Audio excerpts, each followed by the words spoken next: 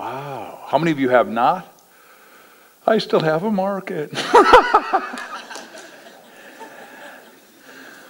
We'll do a couple chicken soup stories and we'll start, okay? Say yes? Yes. We did a book called Chicken Soup for the Expectant Mother Soul. It's a big market, 90 million newborns every year. We have a story about a 4-year-old who's a thumb sucker. Dad, they're about to go to church. Dad says, boy, you keep sucking your thumb. Here's what's going to happen. Your stomach's going to expand, then it's going to explode. Sits in a pew next to the woman who's 9 months pregnant. All the way through, he is looking at her. After the final amen, he walks up to her and says, I know what you've been doing.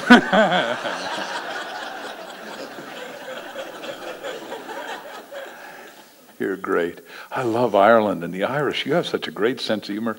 We have a story from our friend Norman Cousins, and Norman Cousins was supposed to die, and they told him go check into the hospital, and he said, oh, buzz off. We put it in our Chicken Soup of the Surviving Soul, 101 Ways to Beat Cancer, and he said, I've been studying this doctor in Montreal, Hansen, who says you can laugh your way well. It's called psychoneuroimmunology, if you need a big word so you can feel good about laughter. Do we need more laughter or less laughter? With the economic crisis, we need way more. Yes, everyone? Yes. So is it okay if I'm funny this afternoon, or try to be? Yes. Yeah, and laugh even if I'm not, all right? Anyhow, Cousins is in the hospital, and he gets all the funniest films, laughs his way well, changes his blood and all that good stuff. But he has a nurse who he called the wee nurse. Every day she came in and said, how are we, Dr. Cousins? And did we have our bowel movement? Now, he always thought it was first person singular, and you didn't do it as a little group. And every day she wants a urine sample and says, do we have our urine sample?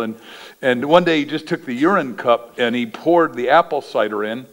And she said, do we have our urine sample? And he says, yeah, but it looks a little cloudy, doesn't it? She says, it does. He says, I'll run it through again.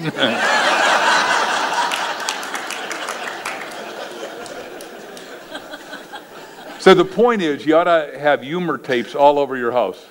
And I'm not selling any tapes today, but all mine are live and funny. So, and you know, we just do humor every 7 pages in a book. We either do a cartoon or something funny, and I can feel a lot of your hearts opening up. That's very touching. Thank you. But today I'm really here to talk about social networking. If we can put that on the screen, see that it works. Holy cow, lasting life success. How many ever would say, I'm ready? Touch your, whoa, sorry. When you touch yourself, it wakes up your subconscious. I'm from California, so it's okay that you do this. One more time, touch yourself. Say, I'm ready. Touch your neighbor's shoulder, shake them, and say, we're ready. All right. Now, what do I want to talk to you about? I want to talk to you about how to shine in 2009. Now say, I'm ready. And you're going to take the bull by the horns, and if you haven't been to Wall Street, this is a bull outside of Wall Street. And Wall Street literally meant there was a wall that kept the cheap, poor people away from Rockefellers and Carnegies. And then what I want to do is massively accelerate your income, and you've been hearing about that. And you've been hearing it, and I've been listening as much as when I wasn't doing interviews. Donna was taking me out to interviews. I listened to everybody, including my dear friends here, Armin. And how many of you are ready for a massive infusion of money? Could I see you raise your hands? Touch your pocket, purse, or wallet. Say, money's welcome here. Money's invited here. Now, some of you don't know that you can talk to money. Wait a second, let me show it with the women in here. How many of you women have ever gone to buy a pair of shoes and the shoes talk to you and said, buy me? Right, I've only got daughters and an ex-wife, so I got this down, right? I go in and I go, what? The shoes talk to you, right? Some of you have cars talk to them and say, buy me. So, I hope before I'm done, you want to take home whatever I'm going to offer you. Is that okay? Say yes? Yes. I'm not sure. Okay. Our greatest inventor until Steve Jobs was this guy, Thomas Edison. He said if we did what we were capable of doing, we would astonish ourselves. Point at your temples, please. Go, that's interesting.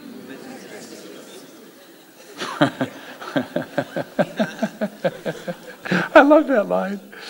So, how many of you read Think and Grow Rich? If Dr. Hill was still alive, I would be writing with him, I'm convinced. He died, 1972, so Dr. Knapp, as he was called, has gone a long time. But his key line is, anything the mind can conceive and believe it can achieve. 35 years ago, I'm bankrupt, I'm upside down, I lost $2 million other people's money in one day. I went bankrupt so fast I had to check a book out of the library. How to go bankrupt by yourself.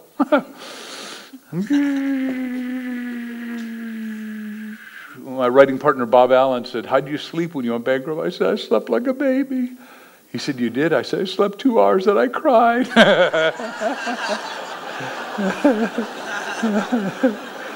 So it's not bad if you're down. It's only bad if you stay down. If you look up, metaphorically, you'll go up. Say yes?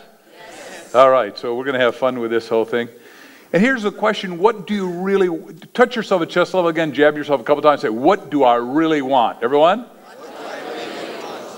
And this is what you want to do before you go to sleep at night. You know, if you're into meditation or any of the arts, what you want to do is breathe deep and say 50 times in a row, what do you want? Or if you want to go to a higher spiritual thing, what is God's destiny for me? And then give yourself a thought command and say, tomorrow morning I'll wake up at 5 o'clock or 7 o'clock or 8 o'clock or 10 o'clock or 11 o'clock or 2 o'clock in the afternoon. Whenever it is that you're going to wake up with the answer. Everyone say the answer. Yes. When Jack and I did chicken soup, we, in our respective homes, you know, we both said 400 times mega best-selling title, mega best-selling title, mega best-selling title, mega best-selling title. At 4:30 in the morning, Jack calls me up. My wife said at the time, this had better be good, or he loses his friendship with me. I said, well, he didn't care about that. No, I didn't say that. I didn't say that. And he said chicken soup, and I said for the soul, and we went, oh, man, that's good. And then 144 publishers all said, hit the road, Jack. And I said, it's okay if you don't like him, but I am a nice guy. And then a little publisher took us and said, if you buy 20,000 copies, we can do it. But I wanted to be a best-selling author. And we interviewed the 101 best-selling authors, and one of them was Dr. Scott Peck. He'd been #1 12 years, made $40 million with a road less traveled, and told us what to do. And so we whited out his name in the New York Times list, put ours where his was, put it on the mirror, put it on the mirror, put it on the mirror. Where do you put your goals? On the... Remember, I'm going to teach you stuff nobody else is going to teach you, because when you look through the mirror, it goes into portals of the pupil into the depth of the soul. Everyone's saying the depth of the soul. Because I'm in the soul business, right? Your soul is your core inner essence, right? God is the space of ever-expanding good, and you're here to expand the good, and you got to do it quick, because yesterday, all those media people are, oh, we're in a depression, and don't you think that's good for us? I laughed at him because I thought he was an ass. I thought, no?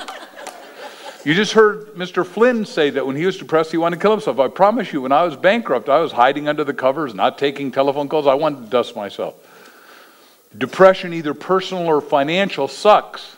But I realize that your personal wherewithal has nothing to do with your finances. Everyone say that's important. Everyone? That's important. If you lose all your money and you keep your self-esteem, you can regain your money. I didn't know that when I went bankrupt, because I thought, oh, I'll kill myself, nobody will matter. But then if I would have killed myself, I couldn't be here. And I'll swallow. I like being here.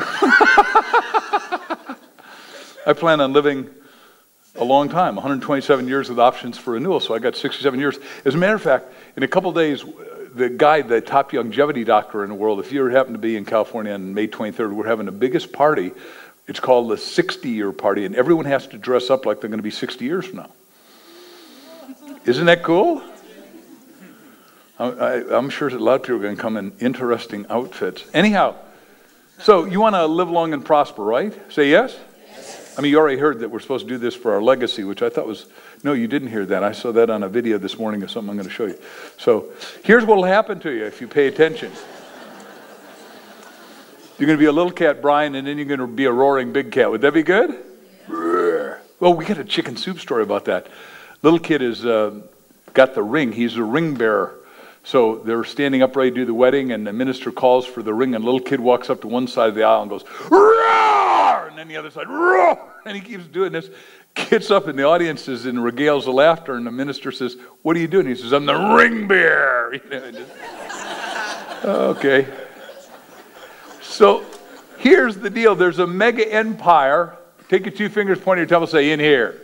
In here. It's got to be in here before it can be out there. This is like critical stuff. 99% of reality is inside out, not outside in. I was a bestseller